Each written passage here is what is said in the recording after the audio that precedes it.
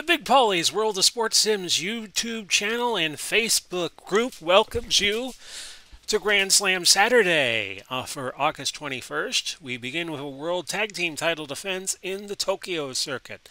And that will be Jay Youngblood and Ricky Steamboat, who just won the title a fifth time, going up against former champs Bruiser Brody and Stan Hansen. Let's look at what happened, shall we, on the Tokyo card.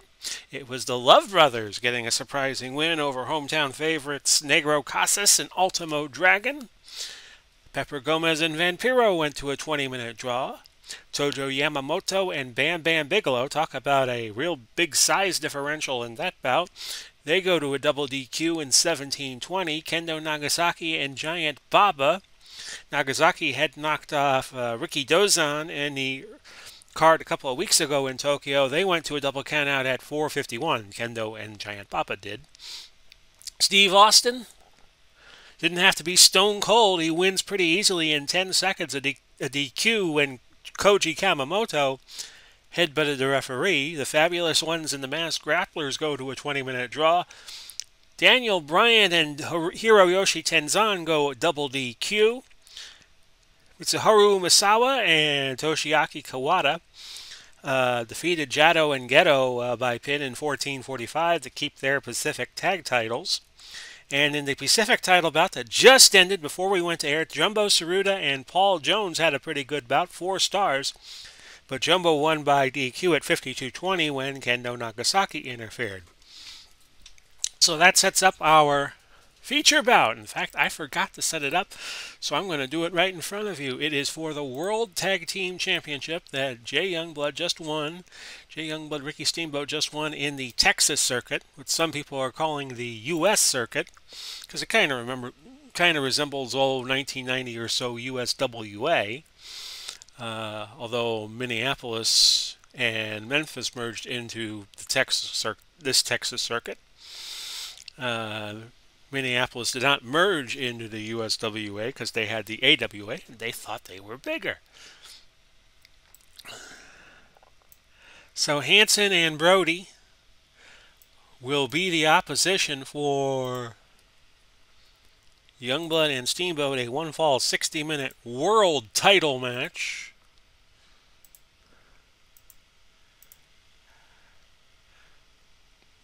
And off we go. Almost.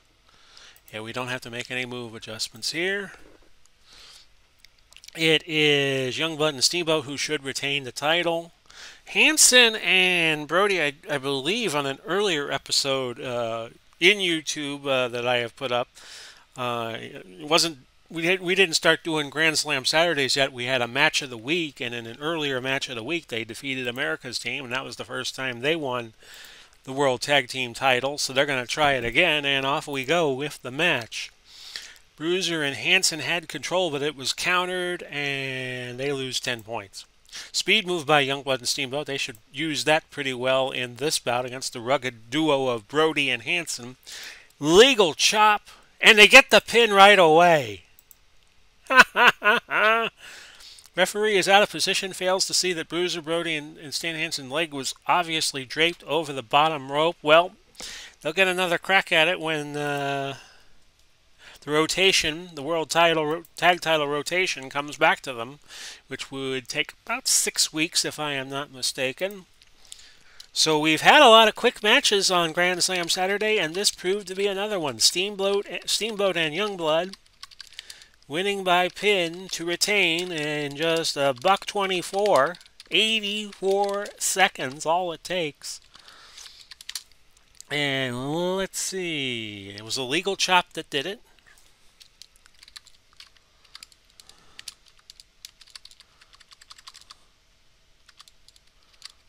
Ref didn't catch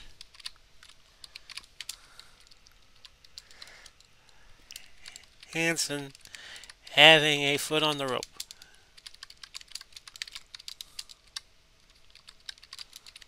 I'm sure Brody and Hansen went ballistic at the rather scrawny Japanese referee. So it was 0-24. That was the damage. No cuts.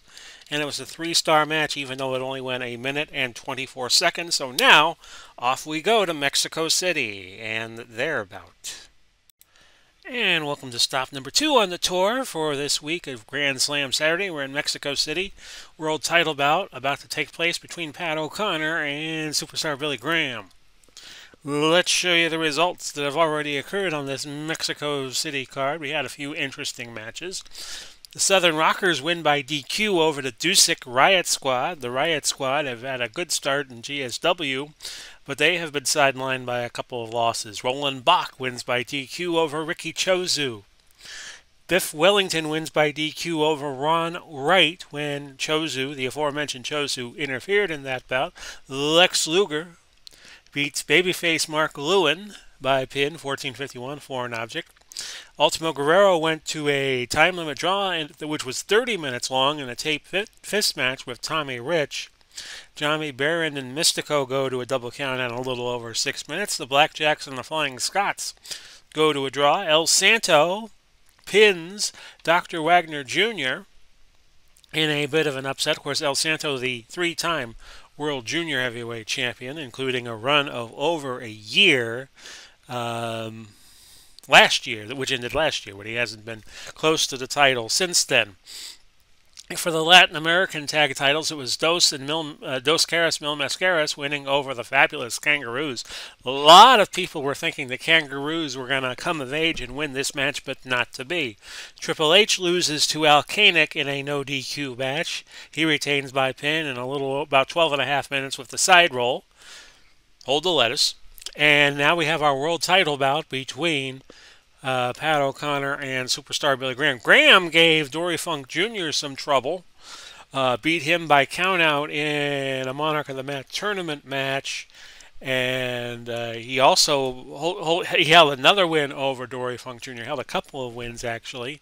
He comes in 6-5. He just beat Andre the Giant by countout a couple of weeks ago when Andre was in Mexico City. And so far as world champion, Pat O'Connor is 5-0-2, went to a double countout. Was very lucky to hold on to the title over John Pesek. These two are going to meet again in our final bout this week on Grand Slam Saturday. So stay tuned for that, if you would, please. We did the trading of holds, so we're all set to go. And it would be a bit of an upset if Graham were to win, but then Graham would have to face John Pesek in a few days. And we start the match off with arm holds, and Pat O'Connor applies one. Whip to the ropes. Pin hold countered by Graham, who uses punches and probably stays off a DQ right then and there. Ropes move was countered by O'Connor as Graham was coming off the ropes. A legal throw by O'Connor. So far, O'Connor not doing too poorly, but we have a long way to go. And probably a short time to get there. We're at the 2-minute mark. Illegal punches by O'Connor. Legal forearm by Pat O'Connor. We'll see if that scores a pin. It does not. And on we go. We're 3 minutes into the bout now. No action, and the pin hold by Graham. O'Connor has a foot on the ropes, but we're going to initiate a count anyway, and O'Connor kicks out at 1. Superstar Billy Graham using punches and a neck hold. Sleeper hold by Graham. No pin. Ropes move. A ropes move by Graham. A flying body press off the ropes. No pin. Flying knee drop by Pat O'Connor. No pin. It doesn't even get a 1 count. So we're 6 minutes in. Back to about an even Steven bout each man now with 2 pin attempts. Kick by O'Connor. Whip to the ropes by Pat O'Connor, and another kick. No action, and an arm hold by Pat O'Connor. So right now, O'Connor with about a 27-point lead. We're 8-10 into the bout. Body scissors. I don't think you're going to get Graham on that, so we'll just reject it. Suplex attempt, and O'Connor, who does not have a size advantage nor a strength advantage, picks up Graham and ka-chunk with the vertical suplex, 9 points off, and a body slam. Superstar Billy Graham comes right off the mat and body slams O'Connor. Poses for the audience here in Mexico City, who are kind of booing him. But I think down deep they wouldn't mind seeing a title change here. Hair pull by Graham. No action. Whipped to the ropes by Pat O'Connor. O'Connor holding on to about a 20, more than 25, less than 30 point lead, 27 to be precise, at the 10:29 mark. Illegal elbow by Graham.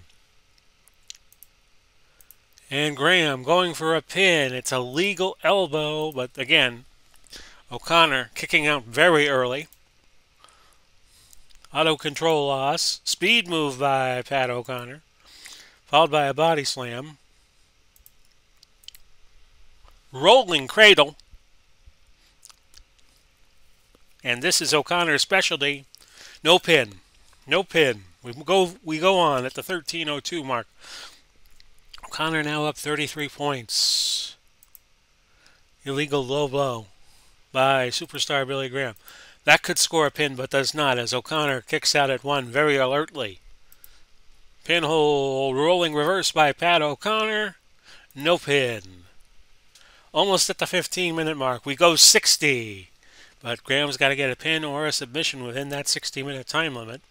Did go to a draw, a 60-minute draw of Harley Race back in '78 at the Orange Bowl, when he put his WWF title against Harley Race's NWA title. Illegal punches by Graham.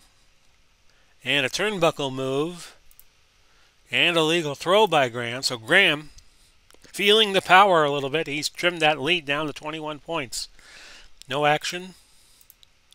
Rolling cradle for Pat O'Connor. No pin. He got a 2 count, though. He got a 2 count. 9th pin attempt of the match, and O'Connor has scored 5 of them. And a bear hug, well, that's not going to score a submission because there was a 0 in the 3 count. Pile driver by Graham. And we're dead even now. Elbow drop by superstar Billy Graham. Maybe feeling his oats a little bit. Foreign object, but that was countered. And O'Connor outmaneuvered him. Neck hold by Pat O'Connor. We're 20 minutes in. Graham with a very slight lead now. Rolling cradle. And O'Connor is going to keep the title, as John Pesek has interfered in the match. John Pesek following O'Connor to Mexico City, and O'Connor is going to survive. Pesek, I guess, wanting to save the world title for himself, not wanting Graham to win it, and Graham and O'Connor having a little, Graham and Pesek having a little bit of a pushing match. I beg your pardon. Well, Pesek is kind of as small as O'Connor is, but that's how this is going to go. 21-14, it is O'Connor winning by DQ when John Pesek, the Tiger Man, came in and interfered. And these two will meet again before our Grand Slam Saturday episode ends. Either man drew blood. It was a 3-star match. So off we go now to jolly old London, England. And stand by, please. Welcome to our third stop here on Grand Slam Saturday. That's it. Butcher the title. I'm Big Paulie coming to you, as I was a short time ago. We're in the London circuit for the World Junior Heavyweight title defense of Jackie Pallo as he defends against Antonino Rocca. So let's go through the London card as it was. We started off with Bobby Shane and Buddy Colt defeating Brian Kendrick and Paul London. Cowboy Bill Watts won by DQ over Zen Karras. Then we had a couple of draws. Jack Briscoe and Dick Murdoch go 20 without a winner, as Jerry Briscoe and Duke Kiwanuka also go 20 without a win. Otto Wance beat Mr. Olympia by countout. The Infernos lose to the Grahams. The Grahams continue to be golden. They were marred by an injury to Eddie. Or was it Mike? Well, it doesn't matter, but they won, so they will be back in it. And we'll say the time. What was the time on that bout? Because I have 16:256. So let's just be sure about that.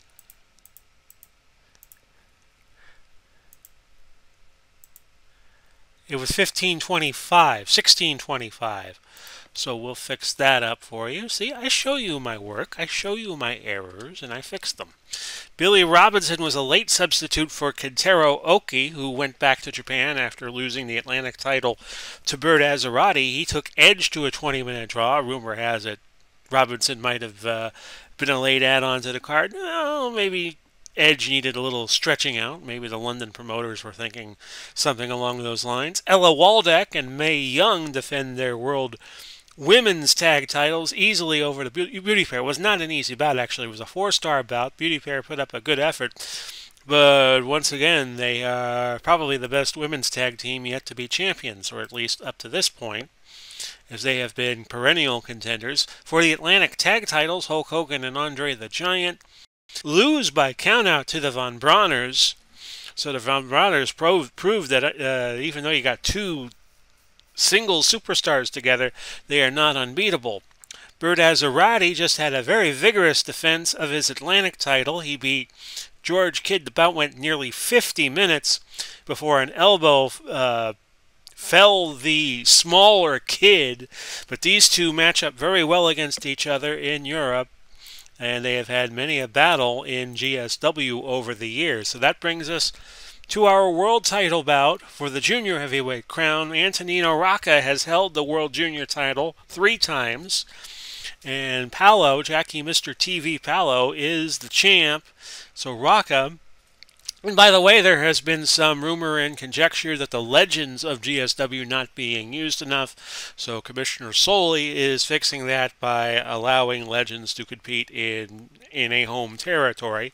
So we'll work the details out for that over the week that goes by.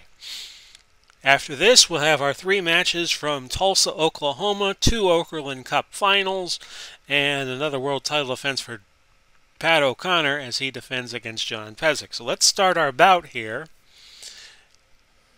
Paolo is the favorite, but Rocca can really make you look stupid in a very short period of time, and off the bout goes. Rocca gets some fan interaction as I open up my Pepsi here for just a moment. It's a Pepsi, folks, trust me. And he picks up 15 points to the good.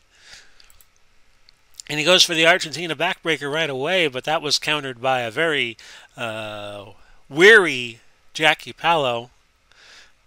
You're not going to fool Paolo too easy. He starts in with a kick. So Rocca now down to plus 10. Very rare that you see anybody in plus territory on the damage. Indian Deathlock, but that does not even score a submission because Rocca was not down for over just maybe a second or two. Illegal headbutt. Rocca still 2 points to the good. Choking countered. Rocca plants Paolo face first into the ring post. 15 points off of Rocca Paolo's total. No action. Pin hold. Roll up by Paolo. No pin. Rocca finally drifting back into negative territory. A headlock by Paolo. A throat chop countered. Rocca goes for the Argentine backbreaker, but you're not going to get a submission that early, with Paolo having a 9.60 submission rating. Rocca's pinhold countered. We go back to Paolo, a forearm to the nose of Rocca. Rocca looks like his nose has taken a few bumps, and that's 6 points off of Rocca's total. I think these two met not too long ago, but Paolo came away with the championship intact. Paolo's been defending his title on and off against Jerry the King Lawler, who is eligible to be a junior heavyweight champ because he was one early in his career. Suplex attempt by Rocca that does not initiate, well, it didn't even get a 1 count on that. Rocca's pinhold countered. Illegal punches by Paolo, so Paolo getting down and dirty. He's trailing in the bout right now by 27 points of damage. No action and an auto control loss. We go to Rocca. Goes for that Argentine backbreaker again. Sooner or later, Paolo's going to figure that out. And the move was countered. Turnbuckle move by Paolo. Rips the face of Rocca while they were tied up in the corner. A legal throw by Mr. TB. Figure 4. That's not going to get a submission this early. Submission moves are good for late in the bout in terms of Wrestling's Finest strategy. Wrestling's Finest version 3 is what we play. created by Tom Vogel. Illegal punches by Palo, and more illegal punches. No action. Auto control loss. And we have a submission move by Palo, but that's not going to score. Looks like he had some sort of cobra hold on Rocca. Kick by Palo, and the headlock. Sleeper hold by Palo, but that, again, we're too early for submissions. Kick by Palo. So the bout turning around, and now Palo with an 18-point damage lead. And we've had something happen. While fighting outside the ring, Jackie Palo grabs the championship belt and drills Rocca with it. Rocca falls to the arena floor bloody and is counted out. So Rocca, by hook or by crook, he wins. He retains the world championship by a countout, and if you win by countout, you don't have to worry about rematches or anything like that. Although, Rocca will be heading to the New York territory based to the reallocation of legends, so Palo could meet with Antonino Rocca again, depending on where Rocca will stand in the rankings. So Palo by countout to retain, he'll get 2 points. And Palo will get 2 points, and Rocca will lose 2. Time at about 12:03. 44 off of Palo, 69 off of Rocca were the final numbers, and the bout got 3 stars. So now we'll head off to Tulsa, Oklahoma. And welcome to our Okerlund Cup action. And this time around, we are having battles from the Texas and Memphis circuits in Tulsa, Oklahoma. And that's Leroy McGurk's old stomping grounds. And let's show you what has already happened in the tournament. We're going to have 3 matches in this block for you. The Memphis final, the Texas final, and our big world heavyweight title bout between John Pesek and Pat O'Connor. So let's go through the tournament. In the first round, or the quarterfinals actually, because we had 6 teams in each circuit qualifying, the Sawyer brothers advance on a draw with the Revival. The Sawyers were the higher seed because they were the established team in Memphis. We had, at the time of the end of the second quarter of Year 4, a bunch of indie teams. They got the lower seed, so that's why you're going to see some disparity here. The Sawyers advanced for being the higher seeds, as did the Time Splitters, advancing over the Hardliners on a double DQ in a little over 20 minutes. Then in the Texas quarterfinals, the Funks advance over Stud and Patera, John Stud, Ken Patera. Mr. Uganda and Pak Song got beat by the dynamic duo. Guess the duo got a little home cooking. They win. They move to the semis. Then in the Memphis semifinals, it was Christian and Edge over the Time Splitters. I'm sorry, no, I take that back. The Time Splitters won that bout by countout in just 27 seconds. They nailed Edge with a chair shot. He was out cold. He could not make it back to the ring.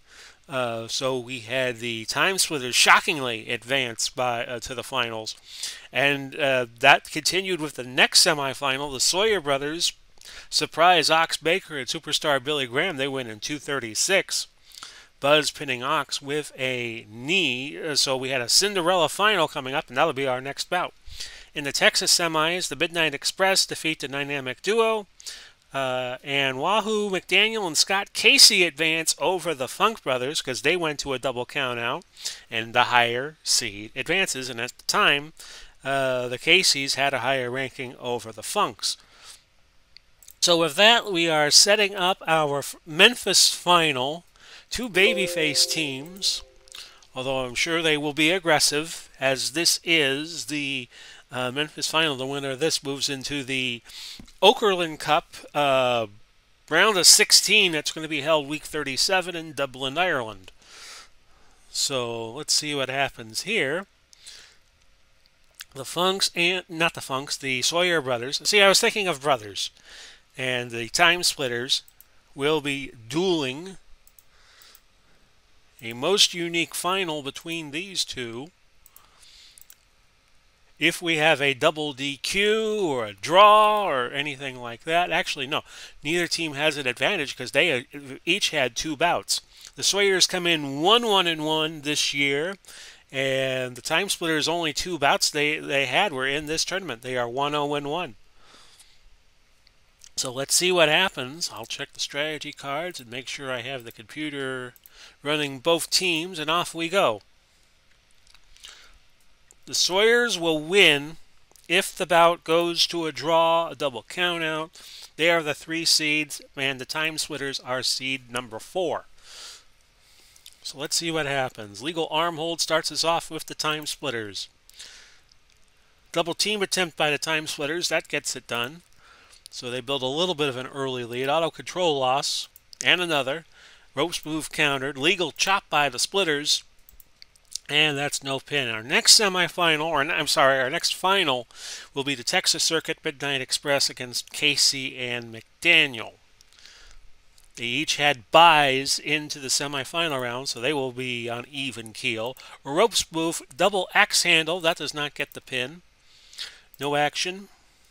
A ropes move countered, a legal chop by the Time Splitters.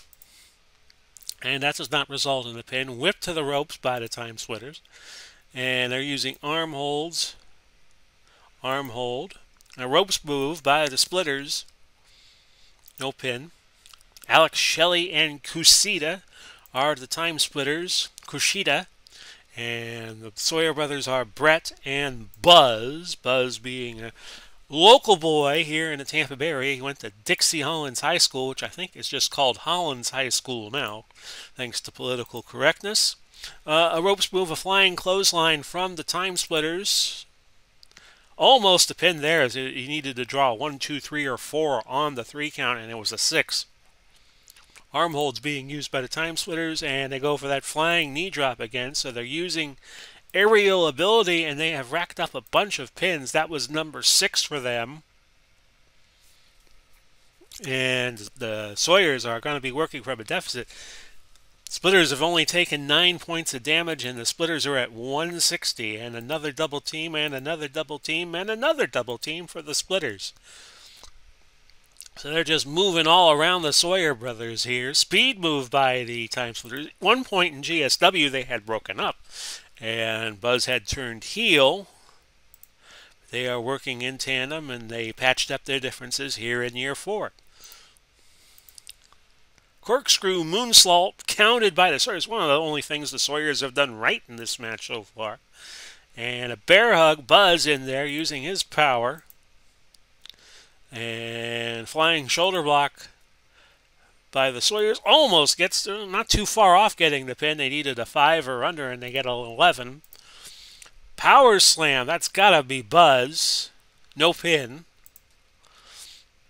And a double team attempt by the Sawyers. So the Sawyers trying to make up for lost ground. And a barrage of punches by the Sawyers. They know what's at stake, and they would like to be diplomatic about it, but only one team's going to go to the finals. And double teaming galore. Referee giving warnings, and each team's going to lose 30 points of stamina. Kick by the Sawyers. Power slam, that's got to be Buzz again. Almost. Strategy card was used by the Time Splitters, so they could have lost it right there. Sawyers have battled back. They now only trail by about 80 points. Throat chop by the Time Splitters. That's the thing about the tag team matches, is things can change, and things can change quickly. Auto control loss. A kick by the Time Splitters. So they're fighting fire with fire a little bit here. Speed move by the Time Splitters. And a kick. Sawyers come back with a legal chop. Whip to the ropes by the Sawyers. It's a play attempt. And that gets it done. The Sawyers are going to advance to the round of 16. The elite round. Final stage of 16. So the Sawyers are going to get it done. And in the small town in Pinellas County called Kenneth City, there will be celebrations. The Sawyer brothers win by pinfall. That's 4 more points. They picked up, I think, about 12 points in the tournament. 15:41 being your time. And it was, we'll say Buzz pinned Shelley after a souffle.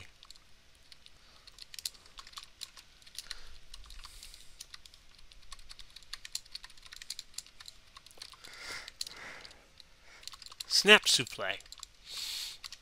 And the time of the bout was 15:41, and the Sawyers come back from behind. They took a good pounding before getting the win.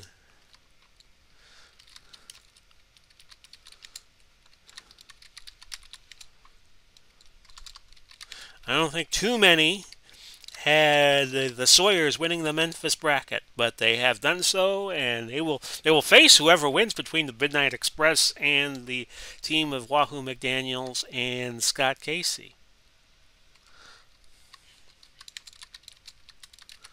Well done for the Sawyers.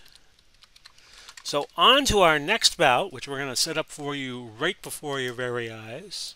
Both teams will be on even keel, no fatigue subtractions, because they both got buys into the semifinals. One corner got the Midnight Express. God rest in peace to Bobby Eaton, who just in real life recently passed away. A little over, was it a week ago or 2 weeks ago? I'm recording this August 21st. Somebody will probably tell me in comments on this YouTube video, oh, he either died like a week or so ago or 2 weeks or so ago. We lost in a 3-day span Dominic DeNucci, Bert Prentice, who was a promoter manager in Tennessee mainly, and Bobby Eaton was the third of the three. Some people believe that death occurs in threes, so there you go. So in one corner you got the Midnight Express, in the other you got Wahoo and Scott Casey. Heard Scott Casey a year ago or so on a 605 Super Podcast episode. It was very, very good. It was a very, very good interview. So this will be one fall 60, the Midnight Express. Should there be a draw, they will advance and face the Sawyers in one of the 8 round of 16 bouts.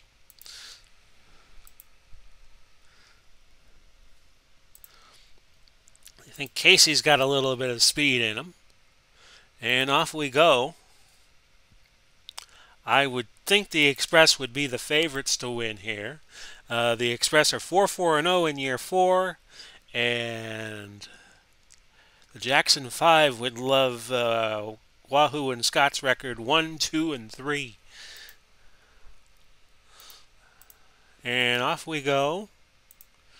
Our Texas final to determine who gets the Sawyers in. And we'll have those bouts for you, by the way, about 5 weeks down the road. We're wrapping up week 32 here in GSW. Falling a little behind the real-life calendar, but one thing about the pay-per-views is you can catch up quickly, and we do super cards every 13 weeks, 13, 26, 39, and then 52. So keep that in there when we only do one card that week. Next week we'll be back to New York, Atlanta, and Texas. I know Jackie Pallo will be defending his junior heavyweight championship against Jack Sherry. Now we have action in the match. Casey and McDaniel are cut. Of course, Jack Sherry just held the North American title, which has now since become a moot point, with the 16 circuits now becoming 6. Tennis racket. Jim Cornette sticking his nose where it doesn't belong, and they escape. The team of Casey and McDaniel find their wisdom, and they reach the ropes. That could have been it right there. You knew Cornette was going to do something dastardly. Wahoo coming back with a big chop, and he was way off the mark there. Painful arm breaker, but submissions don't really have a good chance of scoring early. Illegal punches countered. Here come Casey and McDaniel. They have control. And the Express attacking Casey and McDaniel outside the ring. Double teaming by the Midnight Express. That's what they do best. They have Haven't really talked about the match so far all that much. We're about 11 minutes in, and the Express with about a 90-point lead, and Casey and McDaniel have a 44 points of damage in cuts. And Cornette again, distracting the referee, it looks like, or they were distracting Casey and McDaniel in the Express, getting some more cheap shots in. They're one of the best tag teams ever, at least in the modern era. Whipped to the ropes by the Express, and a double team attempt that scores. Choking by the Express, submission move, which is not going to lead to a successful submission. Illegal punches by Casey and McDaniel, and an abdominal stretch. That's not going to get it done. We're all about a quarter hour in. Midnight Express advance on a double countout or double DQ or time limit draw, which is rare in the tag teams in here in Wrestling's Finest. Submission move. That's not going to work. Casey and McDaniel, seeing ringside reports, they're being a little lackadaisical. Well, they're only against one of the top teams in all the world. Punches by the Express, and again, they have, Casey and McDaniel lose a stamina level. More double teaming by the Express, a leg drop, more double teaming, and a suplex attempt. I say that was Connery on Casey, and Ka-chunk, 10 more points off of Casey and McDaniel's total. Stick and move by the Express, almost get the pin right there. 17:25 into the bout, and Casey and McDaniel have about double the damage of what the Express have at this point. A low blow by the Express, and a suplex attempt scores. No action. Legal chop, and a suplex coming right back, Casey and McDaniel. But they're now down about 190 points. Whip to the ropes for the Midnight Express. Double teaming. No action. Flapjack. This could get it done. No! Casey and McDaniel again find the wisdom, the wherewithal to get out of that pinning predicament. We've only had 4 pin attempts in this battle, and 3 of them have been to the Midnight Express. Sunset flip. No, that does not get it done. Pin attempt number 4 for the Express. Legal punches by Casey and McDaniel, and some more. Throat chop by the Midnight Express. Double teaming. Auto control loss, and no action, and a suplex attempt countered. And again, the Express pummeling the babyface duo on the floor, but Casey and McDaniel do find a way to get back into the ring. Express leading by a lot here. They're up about 270 points. Whip to the ropes. Auto control loss. A kick countered. Double team attempt. And again, a chair shot to the leg. I think this is Wahoo McDaniel. And you know that Wahoo McDaniel has trouble with his leg because Greg Valentine in 1977 broke his leg in Mid-Atlantic. Hint, hint, maybe not as such. Kick by Wahoo and Casey. Whip to the ropes. Suplex attempt by Casey and McDaniel. That does not score a pin. So Wahoo and Casey taking a lot of damage, but they'll have a lot of time to heal before Dublin. 5 weeks. Shoulder breaker. No. Wahoo with the shoulder breaker. That nearly got the pin for the underdogs. Tennis racket. Again, Cornette with the tennis racket. And you don't know what's in that tennis racket. It's probably a little more than a racket and some netting. Knowing Jim, legal chop by Casey and McDaniel, and a legal throw, and a legal chop. 1, 2, got it, kicked out at 2. And on we go. We're at about a half hour into the bout. Again, the Casey McDaniel duo about a 203-point deficit. And there's now a cut on Connery. So both these teams taking a licking and keeping on ticking, at least up until now. Body slam by the Express. And that's your match. That is your match. It was McDaniel, who, remember earlier, he was favoring his leg. So the Express And that Giorgio Moroder music now playing here in Tulsa, Oklahoma, not to the liking of the crowd here. So the Express win by a pinfall, and they will pick up 4 points. And the time of the bout was 31-42. And it looked like Eaton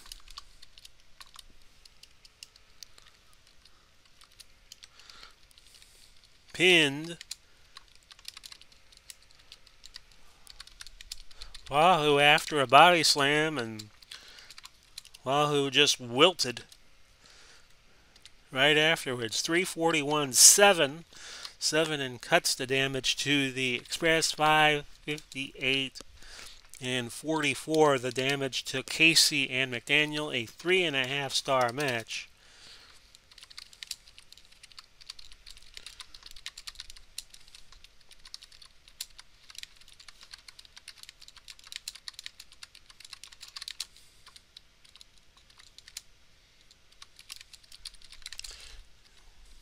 Which takes us to our final bout of the evening. And no damage done after the bell, thank goodness. Otherwise, I'd have to write that up a little differently. And it's a big one. Could Tulsa see a world title change? You recall last week, in our last bout on Grand Slam Wrestling, we had John Pesek dominate Pat O'Connor, and O'Connor comes in the world champion. This will be a one-fall, 60-minute time limit bout. No, I'm sorry, folks. I forgot to... there is a stipulation in this bout, a stipulation that this has no time limit. So O'Connor cannot run the clock out on Pesek in this bout. This is a world title bout, no time limit. O'Connor comes in the world champ. Pesek coming in looking to win the world title a third time, which would be a first here in the 4-year history of GSW. And let's get this started. Pesek comes in 1 win and 2 draws. George Kidd took him to a time limit draw in the London circuit. And Pat O'Connor is 6-0-2. Got a double countout with Pesek last week. So we'll start our world title bout. Pesek and O'Connor. As I said, if Pesek wins, he's a 3-time world champ. And he says he will retire after somebody beats him for the title. So knowing these shooters in wrestling's finest, that could be a while. We start with an eye gouge and an arm hold for John Pesek. The pressure on him, Pat O'Connor really doesn't think he has any pressure. And what have we had here? O'Connor has lost by countout in just 1 minute and 6 seconds. Pesek really taking O'Connor to town, bloodying him up.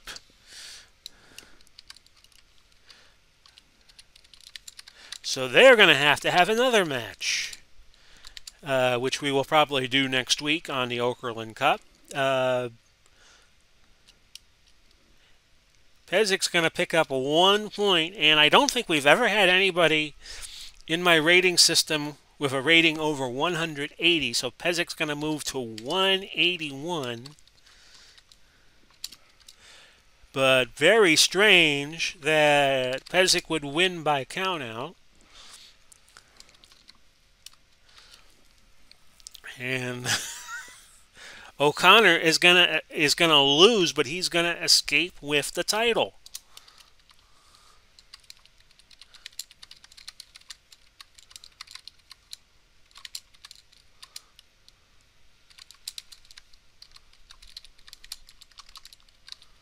So we will probably have to have a third match now between O'Connor and Pesek.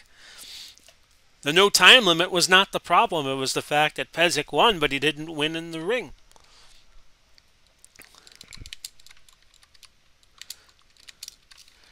So you get the sense now that Pat O'Connor is living on borrowed time.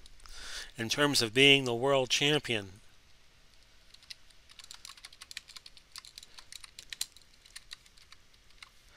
So that's how this went, folks. Hope you enjoyed the week's worth of GSW action.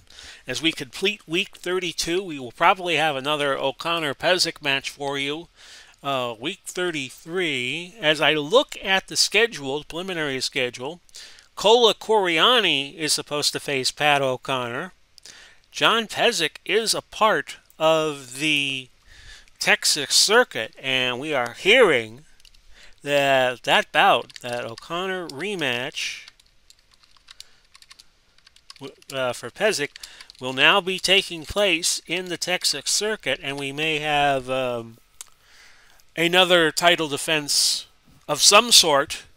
We might have O'Connor and Pesek facing again in the Okerlund Cup battle next week. So that we're just working on the preliminaries on that. We're just getting some conflicting word. We're going to work the schedule out, and we are going to have some very interesting matches next week. We might have 2 O'Connor-Pesek matches next week. If Pesek should win the title in Texas, there will probably be an instant rematch somewhere where the Okerlund Cup qualifying will be next week. I'm not too sure yet where that will be, but we'll get everything finalized and tell you all about it next week. Hope you enjoyed this week's action. This has been Big Paulie coming to you, wishing you well. Godspeed and God bless as always. We'll do it again soon. Bye-bye for now, everybody.